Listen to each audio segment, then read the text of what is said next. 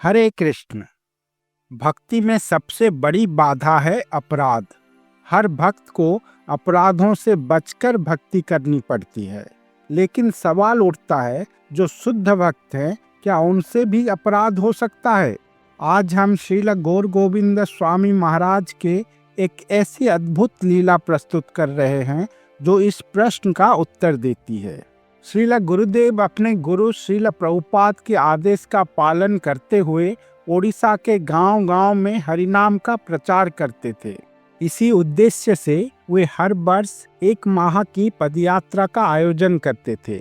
इस पदयात्रा में हजारों विदेशी और ओडिया भक्त भाग लेते। पदयात्रा के दौरान ओडिशा के विभिन्न गांवों में भक्ति से जुड़े कार्यक्रम आयोजित किए जाते थे। इन कार्यक्रमों में नगर संकीर्तन, भव्य प्रवचन श्रील गुरुदेव द्वारा और सुंदर नाटकों का मंचन होता था, जैसे साखी गोपाल, ठाकुर हरिदास, जगाई मादाई उद्धार आदि भगवान की लीलाओं पर आधारित नाटक प्रस्तुत किए जाते, जो ग्रामीणों को भक्ति के प्रति प्रेरित करते। श्रील गुरुदेव अपने हर एक शिष्य को पदयात्रा में भाग लेने के लिए प्रोत्साहित करते थे। हालांकि ओडिशा के गांव में रहने की उत्तम व्यवस्था नहीं थी, फिर भी भक्तजन सरकारी स्कूलों में तंबू लगाकर ठहरते थे, अपने नित्य कर्मों के लिए खेतों में जाते थे और तालाबों में स्नान करते थे। विशेष रूप से विदेशी भक्तों के लिए यह स्थिति काफी कठिनाईपूर्ण थी, लेकिन सभी भक्त इन परिस्थितियों को सहज भाव से स्वीकार करते और उसमें दिव्य आनंद अनुभव करते थे। जब भी श्रील गुरुदेव पदयात्रा में जाते तो उनका उत्साह देखते ही बनता। वे बड़े प्रेम और श्रद्धा के साथ हरि कीर्तन करते और ग्रामीणों के समक्ष भगवान की लीलाओं की गाथा प्रस्तुत करते। विशेष रूप से अजामिल चरित्र और हरिनाम महिमा पर प्रवचन देते। श्रील गुरुदेव यह सिखाते कि कलयुग में जीव के उद्धार का एकमात्र साधन हरिनाम है। भगवान का दिव्य नाम कीर्तन करके समस्त पापों से मुक्ति और भगवान की पाद पद्म में प्रेम प्राप्त की जा सकती है। उनके शब्द ग्रामीणों के सीधे साधे दिलों को छू जाते और वे हरिनाम आंदोलन में सम्मिलित होने के लिए प्रेरित होते। इस्कॉन की पदयात्रा आज पूरे ओडिशा राज्य में एक प्रसिद्ध महोत्सव बन गई है। यह परंपरा आज भी गुरुदेव के शिष्य बड़े धूमधाम से निभाते हैं। लेकिन 1995 में श्रील गुरुदेव की अंतिम पदयात्रा, जो खोर्धा और गंजाम जिलों में आयोजित हुई थी, अपने आप में विशेष थी। इस पदयात्रा के दौरान भक्तगण एक गांव में कार्यक्रम समाप्त कर सुबह सुबह बाणपुर पहुंचे। बाणपुर ओडिशा का एक प्रसिद्ध स्थान है, जहां मां भगवती का मंदिर स्थित है। भक्तों ने दिन में नगर संकीर्तन का आयोजन किया, जिसमें गांव वासियों ने बड़े उत्साह से भाग लिया। शाम को श्रील गुरुदेव का प्रवचन रखा गया। गांव के मध्य स्थित भगवती मंदिर के पास एक बड़ा पंडाल बनाया गया था। गुरुदेव ने वहां हरि कीर्तन और प्रवचन किया, जिसमें उनके मधुर शब्दों ने सभी को मंत्रमुग्ध कर दिया। प्रवचन के समापन के बाद गुरुदेव अपने निवास की ओर चल पड़े। उनके साथ 7-8 विदेशी और ओडिया शिष्य भी थे। श्रील गुरुदेव के अन्यतम वरिष्ठ शिष्य श्रीपाद कामदेव प्रभु भी उस समय उनके साथ चल रहे थे। इसी दौरान कामदेव प्रभु के जीवन को बदल देने वाली एक अद्भुत घटना घटी। श्रीपाद कामदेव प्रभु कहते हैं, हम सभी गांव के मिट्टी के रास्ते पर चल रहे थे। जब पंडाल से कुछ आगे चले गए तो चारों ओर अंधेरा ही अंधेरा था। दूर से गुरुदेव के बंगलों में जल रहा एक लाइट ही दिखाई दे रहा था।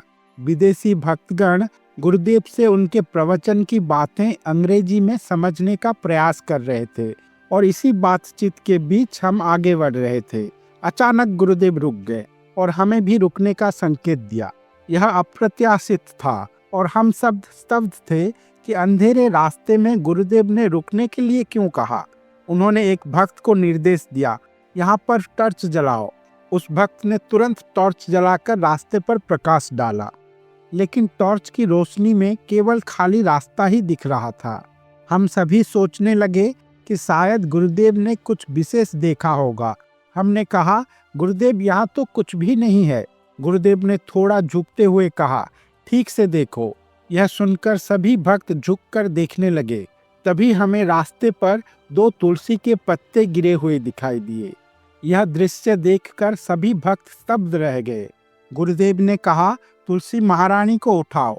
मैंने तुरंत तुलसी के पत्तों को अपने हाथ में उठा लिया। इसके बाद गुरुदेव बिना कुछ बोले आगे बढ़ गए और हम सभी उनके पीछे पीछे चलने लगे। लेकिन किसी के भी मुंह से कुछ भी शब्द नहीं निकल रहा था। सभी भक्त अपने अंदर इस घटना को समझने में लगे थे। यह अद्भुत था। अंधेरे रात में रास्ते पर गिरा हुआ तुलसी, जो भक्त लोग टॉर्च के सहारे भी देख नहीं पा रहे थे, उसे गुरुदेव ने अपने दिव्य चक्षु से देखा और सभी को यह शिक्षा दिया कि एक शुद्ध भक्त से अनजाने में भी कभी कोई अपराध नहीं होता। श्रीपाद कामदेव प्रभु कहते हैं कि मैं प्रतिदिन श्रील गुरुदेव से श्रीमद् भागवतम का श्रवण करता था।